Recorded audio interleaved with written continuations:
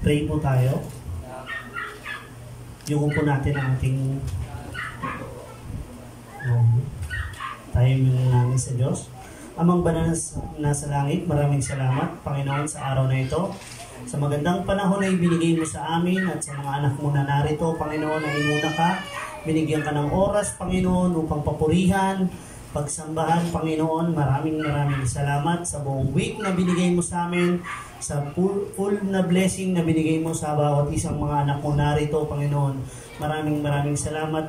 Gayon din sa mga nagdaang karamdaman namin, Panginoon. Salamat sa kagalingan na ibinigay mo. Maraming salamat. At sa mga kapatiran namin na dumadaan ngayon sa anumang uri ng sakit, Panginoon. In Jesus' name, kiniklaim na rin namin ang kagalingan na iyon. Salamat, Panginoon. At salamat din, Panginoon, sa pag-iingat mo sa mga anak mo na bumibiyahe papunta sa kanilang mga trabaho, Panginoon. Maraming salamat. At sa ating bansa na simula sa pinakamataas at hanggang sa pinakamababa, Panginoon, ang mangyari nawa, Panginoon, ay iyong nais, Panginoon. At makita sa mga namumuna na ito ay ang iyong buhay na kalooban, Panginoon. Maraming salamat. At sa mag-i-speak, Panginoon, kay Pastora B, i-ready mo lahat ng heart ng mga anak mo na narito upang lumakas ang kanilang mga spiritual na pamumuhay, Panginoon. Muli, sa iyong papurit pagsamba, in Jesus' name, Amen.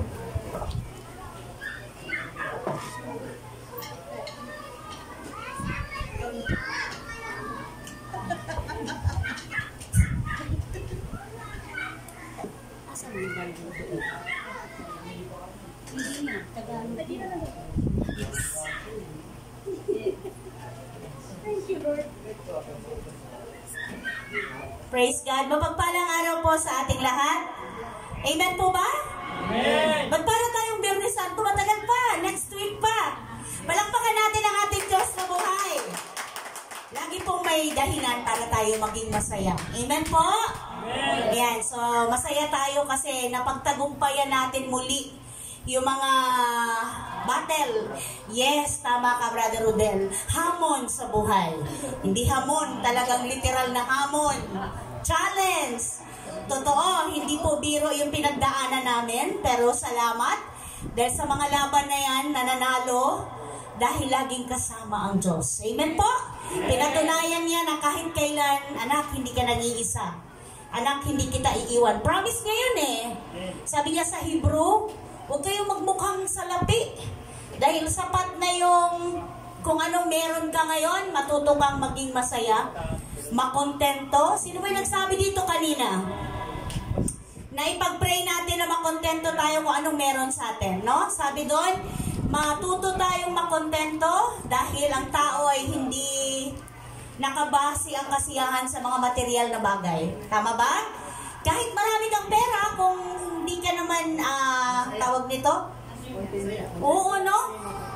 Parang may kulang pa rin, maghahanap pa din. Parang ano lang yan eh, parang relasyon lang yan eh. Meron ka na, pero hindi ka masaya, naghahanap ka sa iba. Pero hindi yon tama, no? Walay katagbawan. Ha? Walay katagbawan. Walay katagbawan. Walang kakontentuhan sa Tagalog. Ano po? Walang kasiyahan, walang kasapatan. So, ang kasapatan po kasi, Mami, sa Diyos lang natin makukuha yun. Sa Diyos lang natin masusumpungan. Dahil siya lang yung pwedeng magpuno anumang kulang. Siya yung nagbibigay ng satisfaction sa ating soul, sa ating kaluluwa, sa ating spirito. So, ngayon, ano ngayon? Farm Sunday. Tama ba? So, sa atin naman po ay lagi naman totoo kasi yung, sa totoo lang po, yung teaching ng Farm Sunday, yung palaspas, yan yung time na nung dumaan si Jesus, pinaghandaan siya ng mga tao. No? Nilagyan siya ng mga bulaklak, kumuha sila ng mga, yan, yung mga sanga-sanga, kumuha sila ng, ngayon kasi yung ginagawa na palaspas, yung bukod sa nyog, meron pa kapatid, ano yung ginagamit? Yung ginagamit sila eh. Anahaw ba yun? Oo. So doon nila kinuha yun. Yung ano na yun. Yung pamamaraan, oo. Kaso, ang nangyari, iniba nila.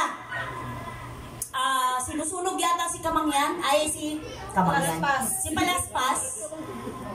Tapos, napunta sa kamam niya yung palaspas at nagiging abo.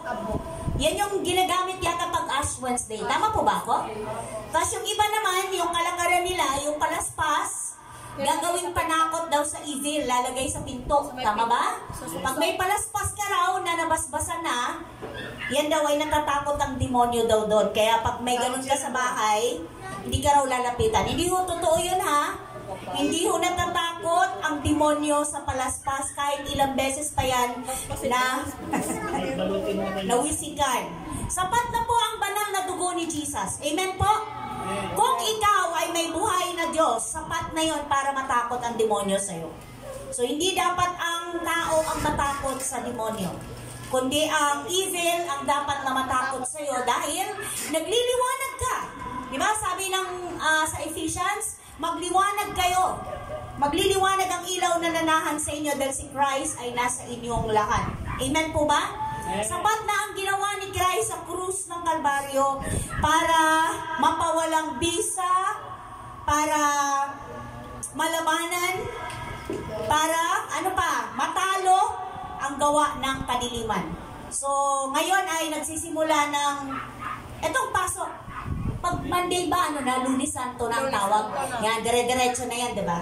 So, Holy Week ang tawag. Dire-diretso na yan hanggang Biyernes Santo. So, meron tayong celebration this coming Friday, which is March 29. Tama po ba? 29, meron tayo dito paggunita, pag-alaala. Tama bang word yun? Sa ginawa ng Panginoon. So, pero hindi po patay ang Diyos, ha? Buhay siya. 3 days lang yon. After nun, nandun na siya sa trono ng ating Ama sa Langit. So, hindi siya nanatiling patay. So, pwede mong gawin lahat as long as alam mo naman na godly yun. Huwag lang yung mga bagay na nakagis na nating huwag niyong gawin yan, huwag ito, huwag kayong kumain nun. Kasi daw, paglapastangan daw yon sa ginawang sakripisyo ni Jesus. Hindi po. Ang totoong paglapastangan sa ginawa ng pagpapahirap or pagbatay o pagkamasakit, ano ba tamang word yun? Ha?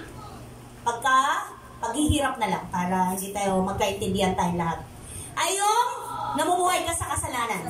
Yung hindi mo binabaliwala, hindi mo binibigyan ng halaga, binabaliwala mo lang yung ginawa ni Jesus sa krus ng Kalbaryo. Lalo tigit kung nasa katotohanan ka na.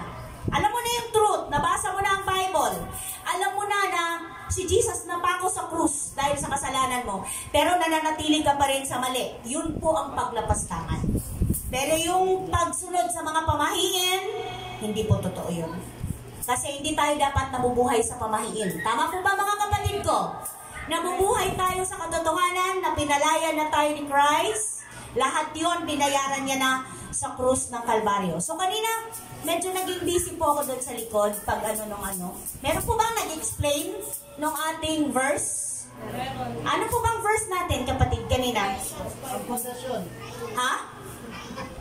Yamang kayo yung mga anak na minamahal ng Diyos. Ephesians 5 verse 1 to 2. Tularan ninyo siya, mamuhay kayo ng may pagmamahal tulad ni Kristo. Dahil sa kanyang pagmamahal sa atin, inialay niya ang kanyang buhay bilang mabakong alay at handog sa Diyos. So, binibigyang diin yung magmahalan. Tama po ba? Kasi kayo yung mga anak na minamahal, tularan ninyo siya, mamuhay kayo ng katulad ni Christ na may love. Nabanggit yung kanina ni Paul. Kasi kung hindi niya love ang tatay niya, magdadamdam siya. Oh, grabe, isang anuhan lang, diba? Nanakawan tayo ng kaaway. Pero dahil love niya, so nanaig yung love niya kay Christ, love niya sa family. So andun hindi niya dinadamdam or hindi niya pinapansin yung mga bagay na material. Kasi alam niya, ibabalik ng Lord, ipapalit. So ano pa ba dyan? Mamuhay tayo ng may pagmamahal tulad ni Christ. Dahil sa pagmamahal sa atin ng Diyos, ni Christ ay hindi siya pumutol. Hindi siya, tawag dito, ano pa bang word? Hindi siya tumanggi, hindi siya lumaban sa Ama nung inialay yung buhay niya para sa ating lahat. Tama po ba? Siya yung naging kasi di ba sa Old Testament, para ka makalapit sa Diyos, kailangan mag-alay ka. ng mga tupa. Di ba? Alam natin lahat. Tinuruan na tayo niyan. Hindi na tayo bago. Pero sa time ni Jesus, siya yung inialay. Siya yung tupa na inialay, yung kanyang masamyong handog ay yung kanyang buhay naging masamyong handog sa Ama para sa ikatutubos ng ating mga kasalanan. Nagkakaintindihan po ba? Kasi kapatid, kung naiintindihan natin to, hindi mahirap sa ating sumunod sa kalooban ng Lord. Hindi mahirap sa ating sundin ang kanyang word. Dahil naiintindihan mo kung sino ka, anong katayuan mo, kung gaano kahalaga yung ginawa ni Christ sa iyo. Lahat ba kayo may nag-explain po ba? Amen. Boys, may nag-explain? Wala. Wala. Ulitin? Sige, ulitin natin. Next week. Sunod na week. Okay, sino nag-speak nung last Sunday? Pastor Randy? Yes. Anong topic natin last Sunday? Life must go on. Life must go on. Patungkol sa buhay na nagpapatuloy kahit may mga trials. Tama ba? Kahit na may mga problema, may mga bigat, kahit nag-fail, tama ba ko? Kahit nabibigo ka, tuloy lang. Kasi may layunin kung bakit nabigo ka sa bagay na iyong ninanais. Yung ba yung point ng message? Hello, mga kapatid, may meeting kayo dyan, boys.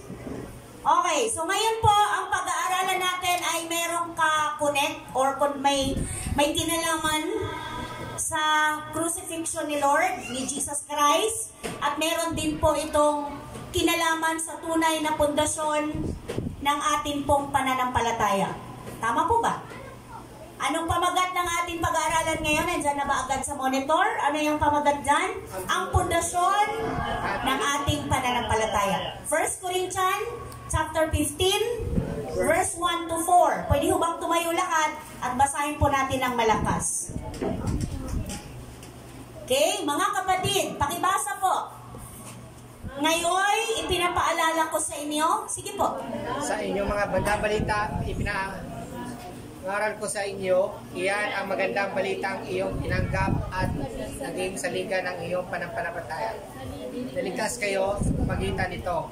Kung ninyo mangawakan ang salitang pinangaral ko sa inyo, maliban na lamang kung walang kabuluhan ang iyong pagsasampalataya, sapagkat ibinigay ko sa inyo bilang pinakamahalaga sa lahat at tinanggap ko rin na si Kristo namatay dahil sa ating mga kasalanan, tulad ng sinabi sa kasulatan, iniibig siya at muling nabuhay sa ikatlong araw.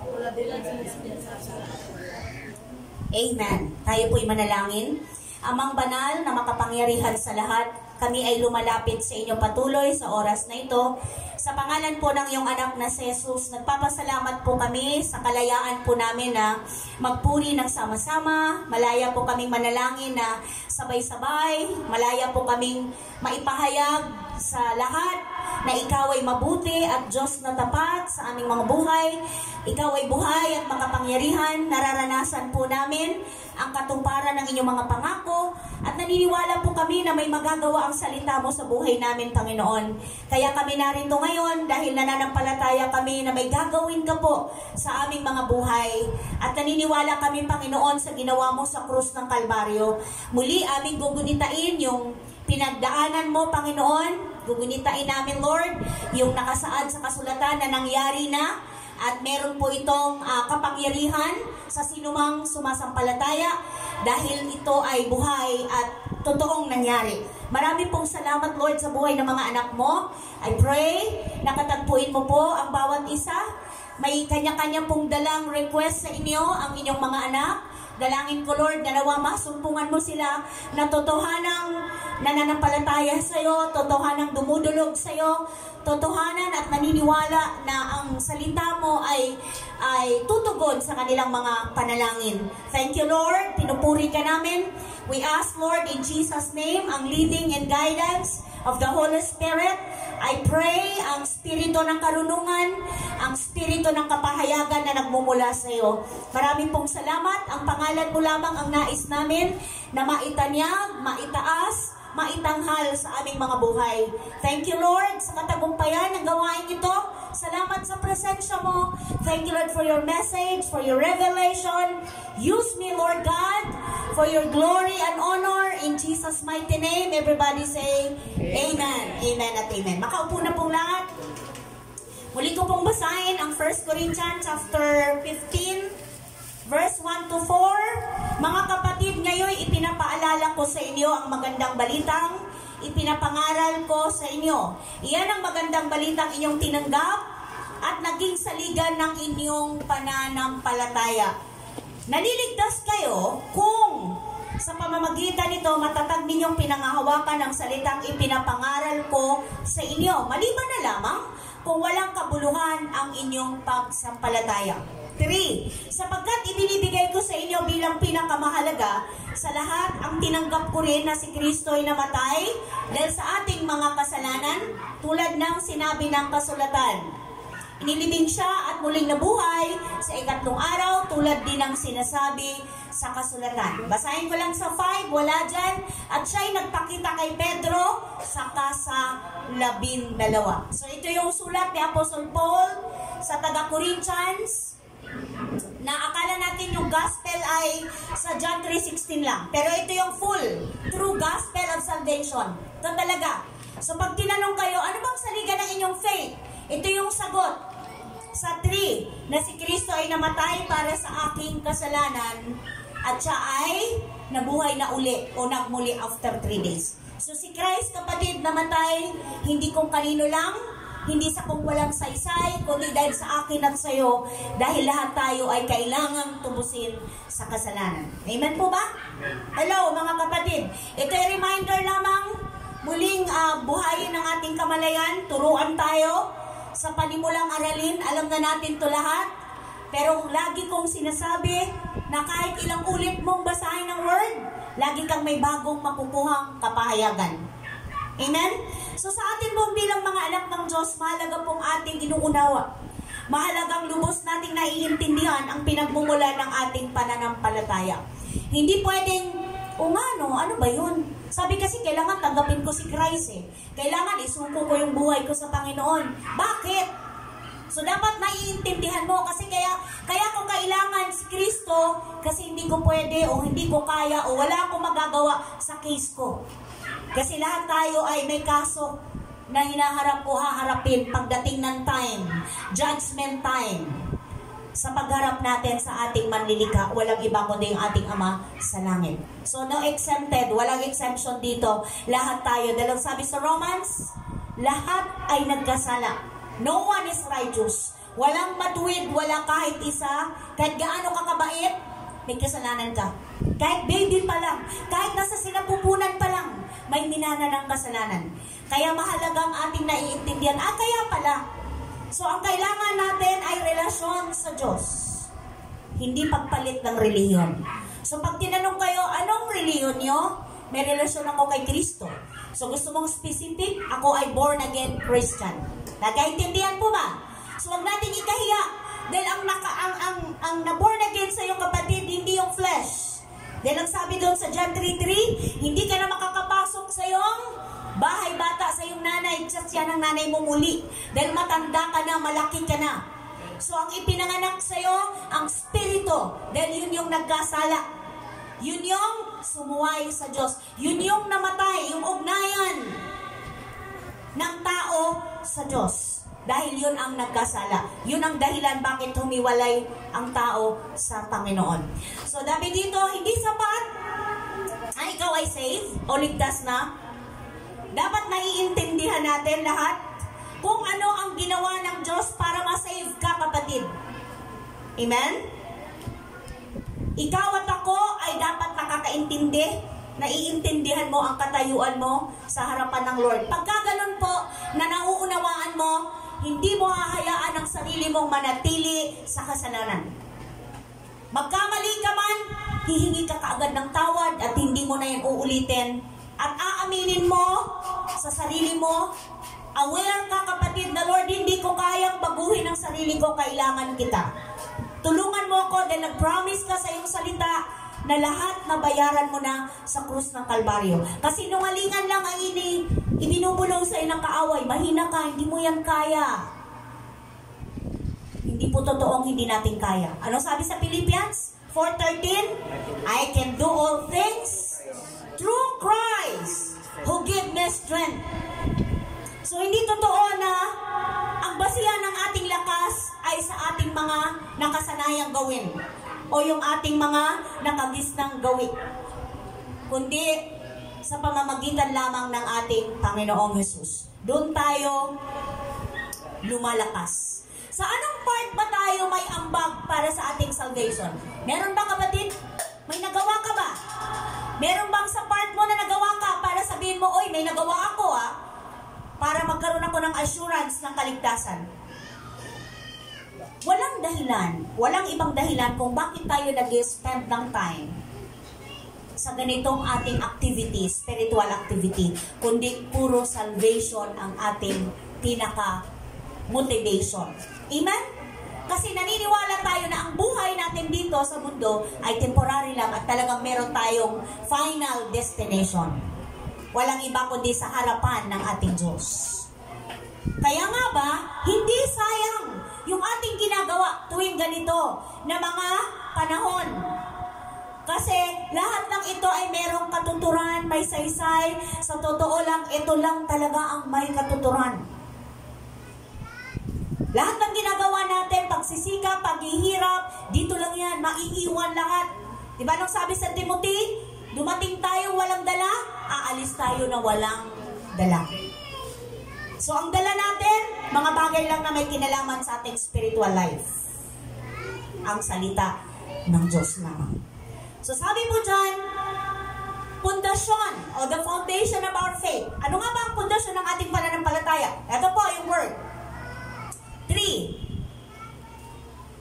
Sa 1 Corinthians 15, verse 3, sapagkat ibinigay ko sa inyo bilang pinakamahalaga sa lahat ang tinanggap ko rin, sabi ni Apostle Paul, na si Kristo ay namatay dahil sa ating mga kasalanan, tulad ng sinabi sa kasulatan, at inilibing siya at muling nabuhay sa ikatlong araw, tulad din ng sinasabi sa kasulatan. So ang basihan natin, scripture, wala nang iba. Bible, hindi basta gawa ng tao, ito ay inspired by the power of God. Amen? Hiningaan ng Diyos. Kaya hindi baliwala ang word. Hindi baliwala ang Bible. Although gawa ng tao, ginawa ng tao pero inspired by the Holy Spirit. Hindi ito basta gawa-gawa lang nila. Hindi ito basta hula-hula lang. At ang pag-aralan din natin, ang Biblia ay hindi history. Ano ang Bible? Prophecy. Kasi pag sinabing history, nakaraan na, nangyari na, pero ang propesya, mangyayari pa lang. Amen po ba? So may mga sinabi na ba ang Bible na nangyayari na? Marami na po. Tama po ba? Marami na. Like si Jesus, nangyari na, naganap na. At yung mga palatandaan ng pagparito niya ulit, nangyayari at nangyayari na. So kaya totoo po talaga ang salita ng Diyos. Ngayon mga kapatid, ang sabi dyan, sa verse 2, naligtas kayo, medyo atras tayo, balikan natin. Naligtas kayo sa pamamagitan nito kung matatag ninyong pinangahawakan ang salitang ipinapangaral ko sa inyo. Maliban na lamang kung walang kabuluhan ang inyong pagsampalataya. Kailan ba nawawala ng kabuluhan ang iyong faith, kapatid? Sa panahon na ikaw ay nagdududa. Tama po ba? Sa panahon na kung kailan binabaliwala mo kung ano ang sinasabi. Sa panahon na kumukontra ka kung ano ang sinasabi ng word. Doon nagkakaroon ng, doon pumapasok yung walang kabuluhan sinasabi sa verse 2. Pero kung yan ay binibigyan nyo ng halaga, ligtas ka dahil dito. Dahil ang sabi nga, ito yung ipinapangaral sa ating lahat. Magdaan tayo dyan lahat. Nasyaran tayo ng word. Nabahaginan tayo na mahal ka ni Christ. Kailangan mo si Christ sa buhay mo. Siya lang yung pwedeng magpatawad sa lahat ng kasalanan mo. Siya lang yung pwedeng magbago. May kakayahang baguhin ang buhay mo. Baguhin higit sa lahat ang pananaw mo sa buhay, ang perspective mo. Kasi kapatid, pag nabago ang pananaw mo sa buhay, automatic lahat ng galaw mo kasama yan. Amen po? Kasama na ang prioridad mo. Dahil dati, sa totoo lang, aminin natin o hindi natin priority ang spiritual life. Tama po ba? Kung kailan na lang, kailan ako available, kung kailan ako nasa mood, kung kailan ko gusto lang. Pero nung naintindihan mo yung gospel of salvation, yung ginawa ni Christ sa'yo, prioridad mo na ngayon si Kristo. Amen po ba? Amen. Na kahit puyat ka, pagod ka, alam mo, ito yung pinagkasunduan natin na araw. Ito yung oras na pinagkasunduan natin para tayo magpalakasan, magpaalalahanan, magdalanginan, dahil mahalaga po ang salita ng Diyos sa buhay natin.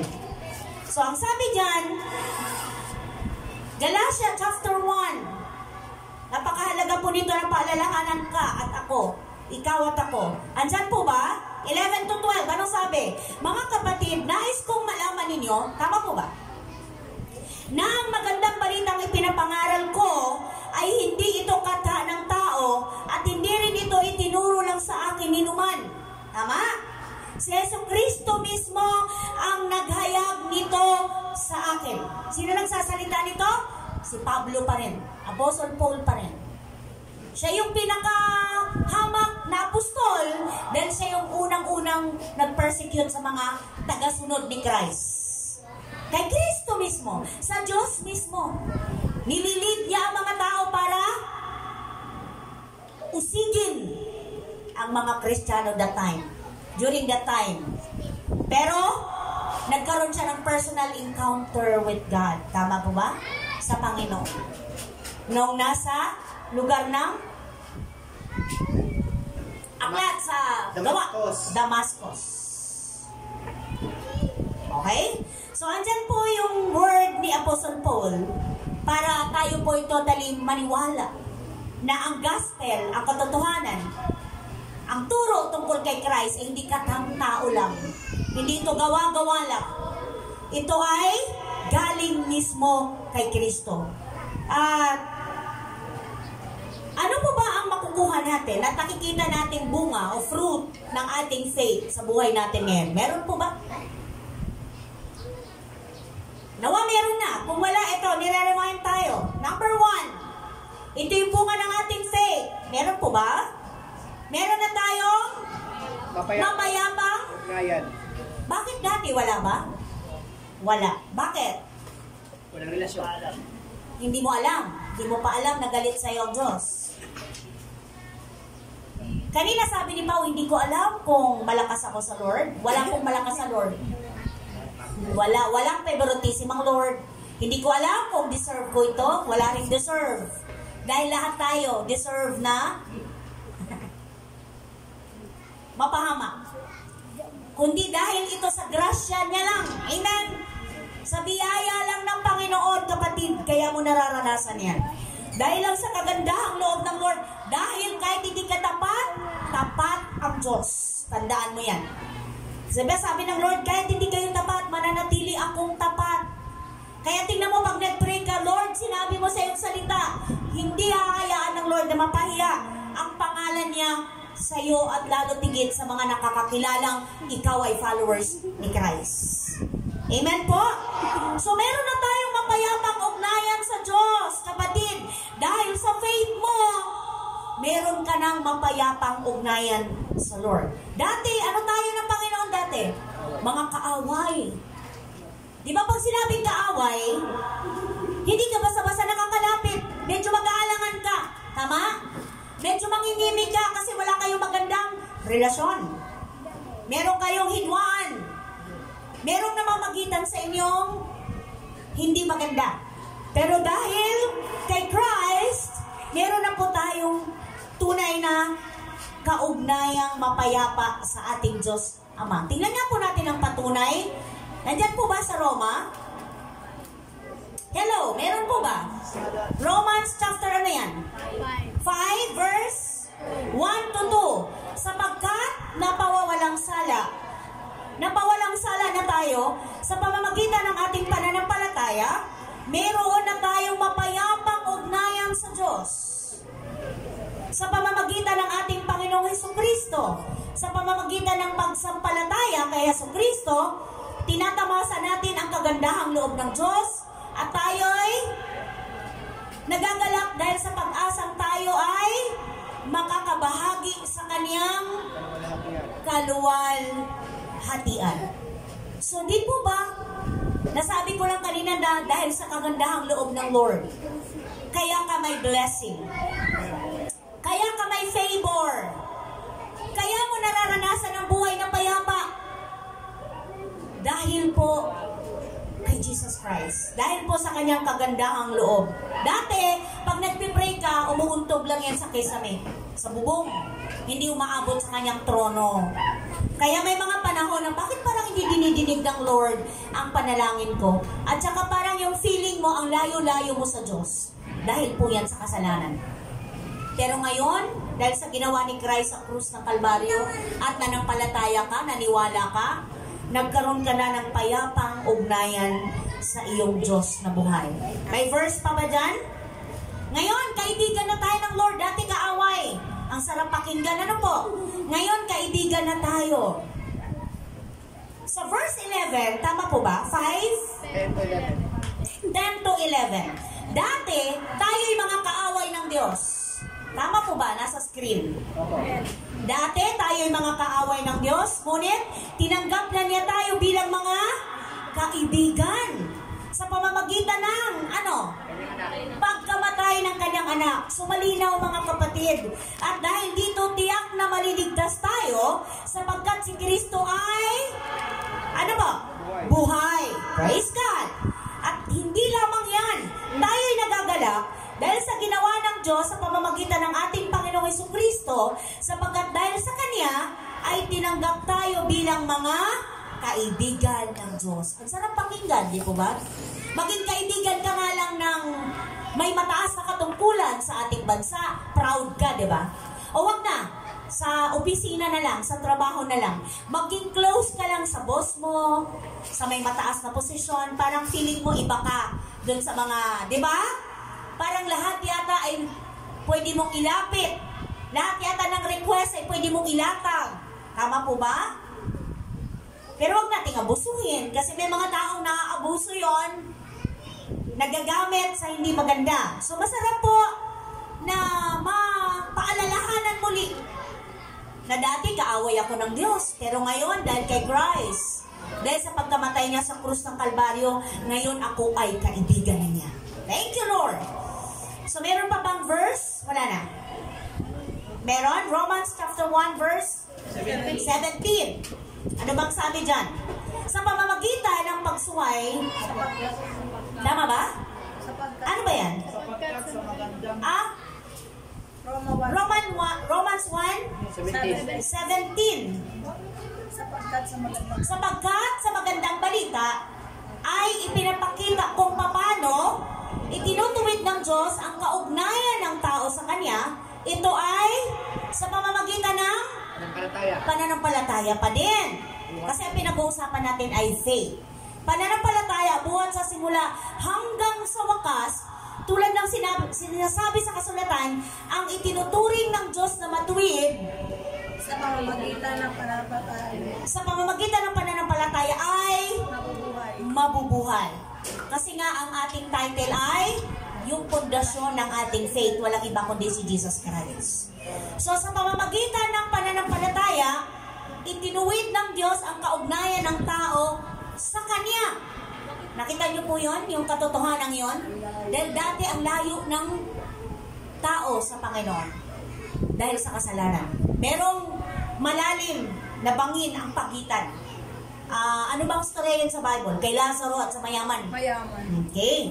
Na merong bangin na pagitan na hindi pwedeng lumipat yung nandun sa pagdurusa papunta sa piling ni Abraham.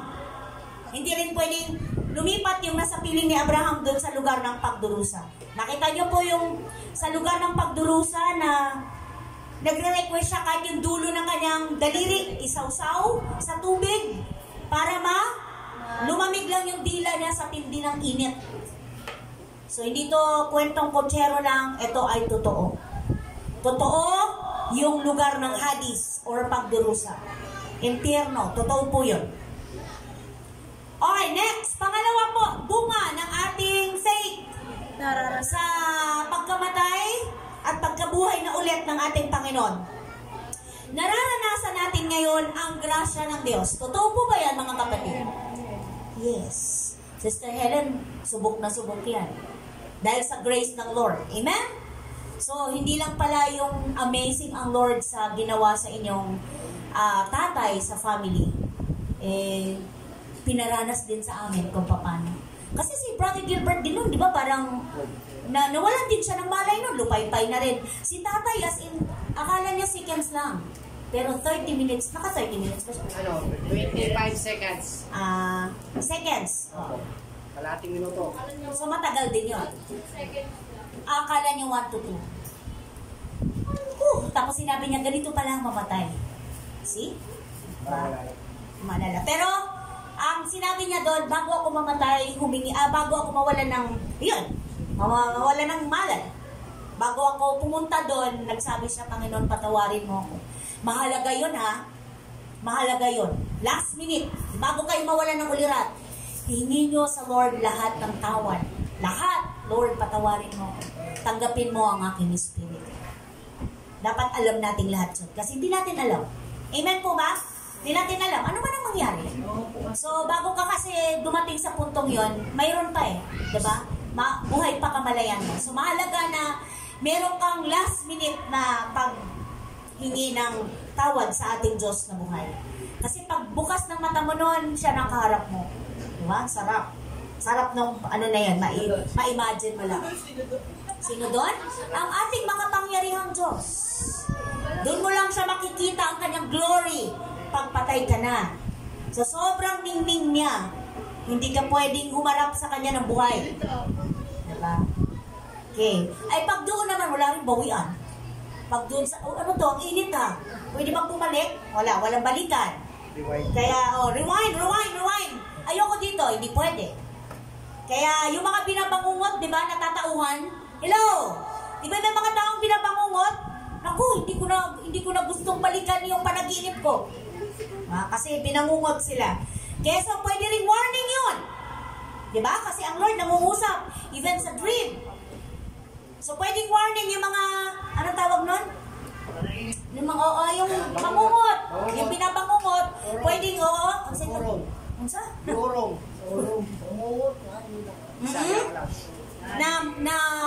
Nandun sa init, nako, ay paalala po. Okay, naranasan na natin ngayon ang grasya ng Diyos. Ephesians, meron po ba dyan? 2:8-10. Aklat ng Efeso chapter 2 verse 8 hanggang 10, sapagkat dahil sa kagandahang loob ng Diyos, kayo ay naligtas sa pamamagitan ng pananampalataya, at ito'y kaloob ng Diyos at hindi mula sa inyong sarili. Tama po ba? By grace, we have been saved. Hindi ito bunga ng inyong mga gawa, kaya't walang maipagmamalaki ang sino man.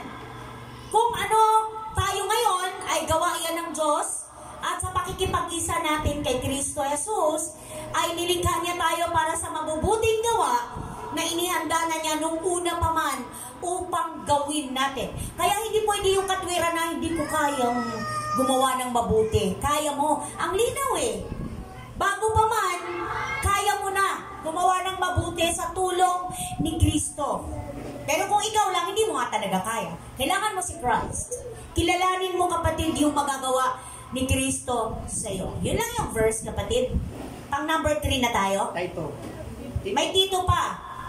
Book of Tito. Nandyan ba? May Titus ba? Saan si Tito? Katabi ba yun ng Timothy?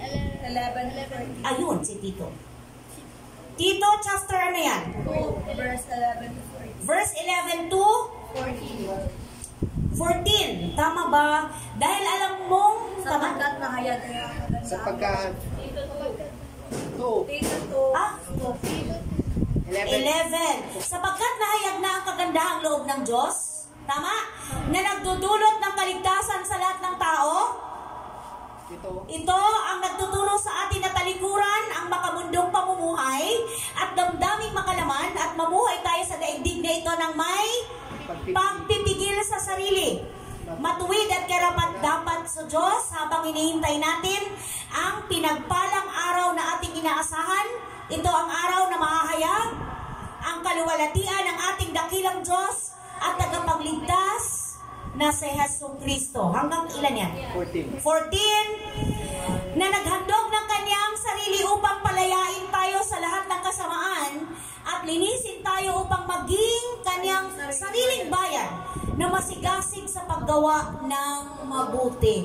Ang sarap ng verse na yan. Ano po? Inihandog ni Christ ang kanyang sarili upang palayain tayo at linisin tayo sa lahat ng mga kasamaan. Mawalan na tayo ng interes sa mga bagay na pangmundo. Sabi niya, yung kagandahang loob ng Diyos ay sapat.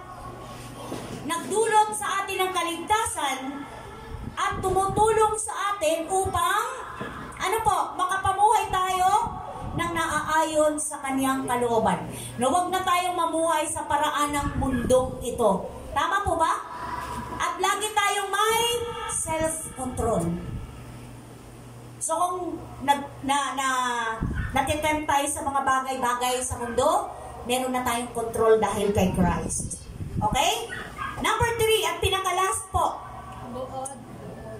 Ito yung kabuuhan o buod ng pundasyon ng ating pananampalataya. Colosas.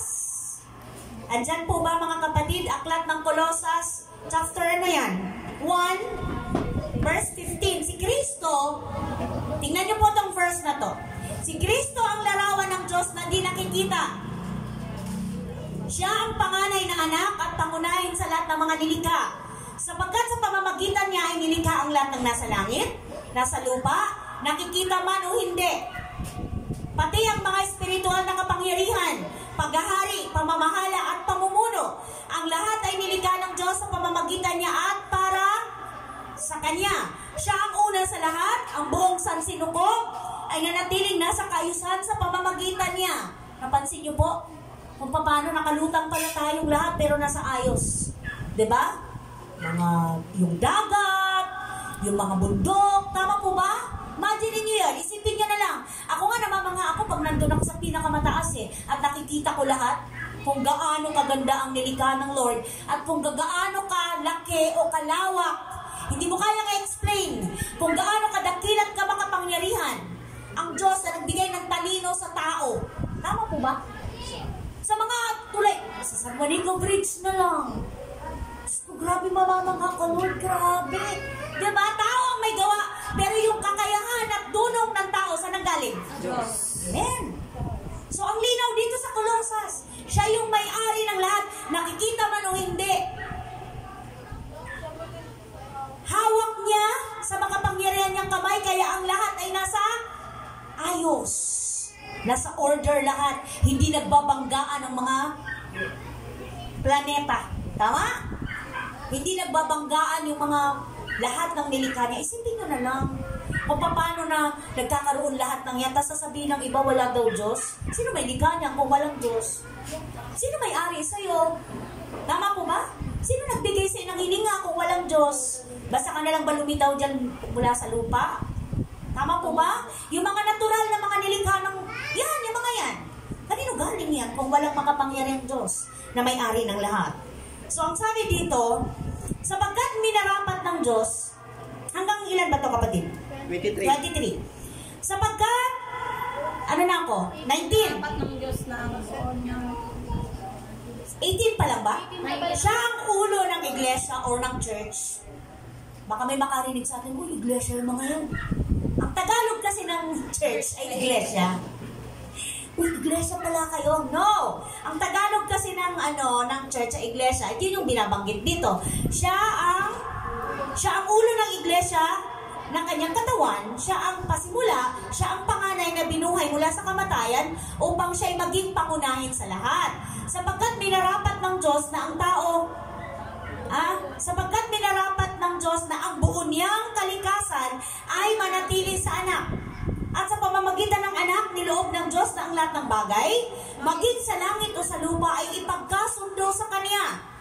Nakamta ng kapayapaan sa pamamagitan ng dugo ng Kanyang anak na inialay sa krus. Kaya mahalaga yung pag-aalay ng dugo. Pero walang tutumbas sa dugo ni Jesus. Sapat na. Wala nang dapat pagbubo ng dugo o pag-alay ng dugo. Dahil ginawa na yon. Dati, kayo'y malayo sa Diyos at naging kaaway niya dahil sa inyong paggawa at pag-iisip ng masasama. Ngunit naging tao ang anak ng Diyos. At sa pamamagitan ng kanyang pagkamatay ay pinagkasundo kayo sa Diyos nang sa gayon ay maiharap niya kayong banal. Tama ba? Walang kapintasan, walang dungis. Subalit kailangan ninyong manatiling tapat at matatag sa inyong pananampalataya at huwag pabayaang mawala ang pag-asang dulot ng magandang balita na inyong narinig. Niloob ng Diyos na akong si Pablo ay maging lingkod para sa magandang balitang ito na ipinapangaral sa lahat ng tao at sa buong daigdig. Kita niyo na, pwedeng mawala ng pag-asa, no? Pwedeng, sabi dito, huwag pabayaang mawala ng pag-asa, mawala ng pag-asa yung good news sa atin. Mawala ng bisa, siguro. Bakit naman wala ng bisa? Dahil mas binibigyan natin ng panahon yung mga bagay na nasa mundo, wala na tayong time sa spiritual life. Mahalaga po ito. Mahalaga ang word, mahalaga ang panalangin, mahalaga ang fellowship. Dahil sa fellowship, dito tayo naggumigising sa katotohanan ng meron tayong spiritual family na nagpapaalalahanan, nagdadalanginan. Tama po ba? Napakahalaga ng panalangin. Kaya kayo ay nagtatagumpay, kaya kayo safe, dahil maraming nagpipray sa inyo. Kaya tama lang na sabihin nyo sa Lord, maraming salamat Lord sa mga nagpipray sa akin. Tama po ba? Aware tayo na may nagpipray sa atin, kapatid?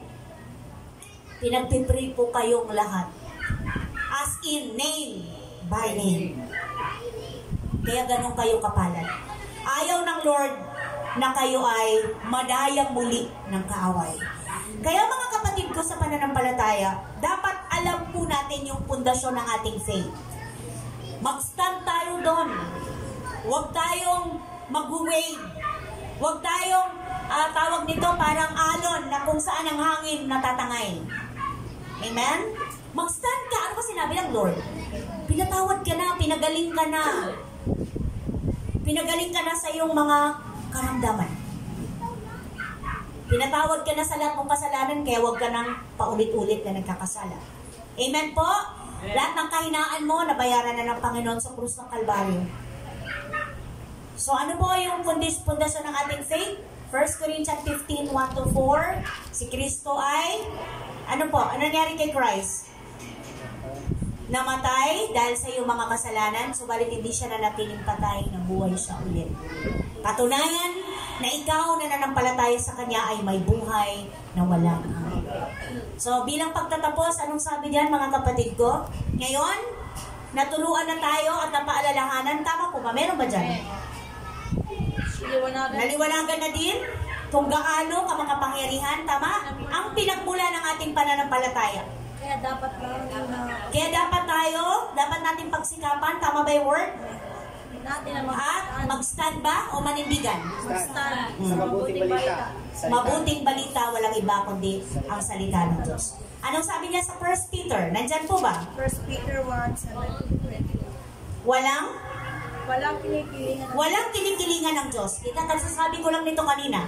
Hinahatulan niya ang mga tao ayon sa mga ginawa nila. At dahil tinatawag ninyo siyang Ama, mabuhay kayong may takot sa Kanya habang kayo'y nasa mundong ito. Alam ninyo kung ano ang ipinantubos sa inyo. Sa walang kabuluhang pamuhay na inyong minana sa inyong mga magulang. Tinubos kayo hindi sa pamamagitan ng mga bagay na nasisira, tulad ng ginto o pilak, kundi sa pamamagitan ng mahalagang dugo ni Kristo. Siya'y tulad ng korderong walang dungis at kapintasan.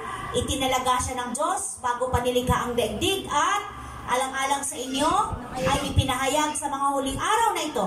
Dahil kay Kristo, sumampalataya kayo sa Diyos na sa Kanya'y muling bumuhay at nagparangal, kaya't ang inyong pananampalataya at pag-asa ay nasa Diyos. Let us pray. Panginoon, maraming salamat po sa kapangyarihan ng inyong banal na salita. Thank you po sa tunay na pundasyon ng aming pananampalataya. Walang iba kundi ang ginawa mo, Panginoon, sa krus ng Kalbaryo. Ikaw ay naghirap, nagdanas ng dusa hanggang sa mamatay dahil sa aming mga kasalanan. Subalit hindi doon natapos dahil napagtagumpayan mo ang kasalanan, ang kamatayan, dahil nabuhay ka na magmuli. Tulungan mo kami, nabigyan namin ng halaga ang katotohanan ito at mamuhay kami ayon sa salita mo. Thank you po. Kayo po ang kumumpleto nito, Lord, ng message na ito sa puso ng iyong mga anak. Kausapin mo po kaming patuloy, yakapin namin ang katotohanan ng word mo at tahakin namin ang daan ng katwiran at kabanalan sa tulong ng banal na Espiritu. In Jesus' name, everybody say, Amen. Amen at Amen.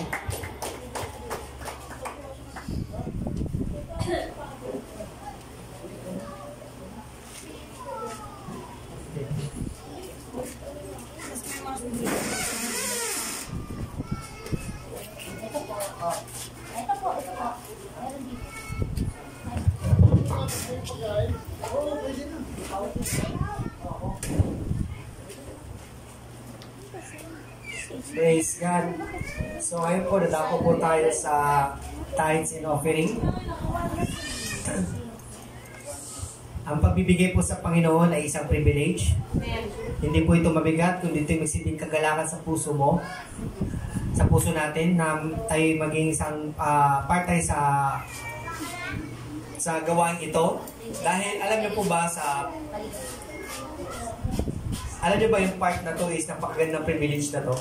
Kasi nagagawa natin na gumalaw ang Panginoon through sa church na to. Nagagamit yung pera na yan sa kalooban ng Diyos. Katulad ng labi na sinasabi ng mga pastor natin, yung mga kabataan na yan, paglaki niyan, dito rin yan. Nagagamit po yung pera ng church sa gawain ng Panginoon. Hindi po natin di natin ang isipin kung anong bigay natin yung may kagalakan tayo, may kasayahan sa puso.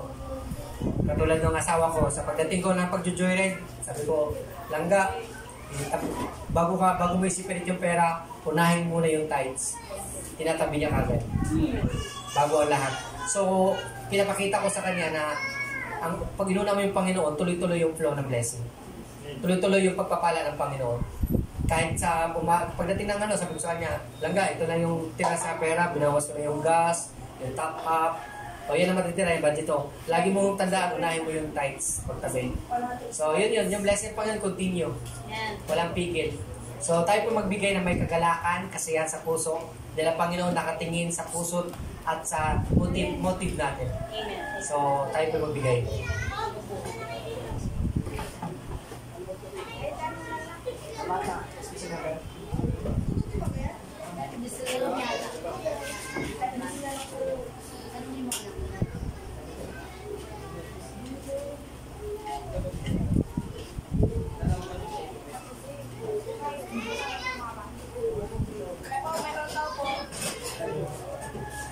Dito yung ano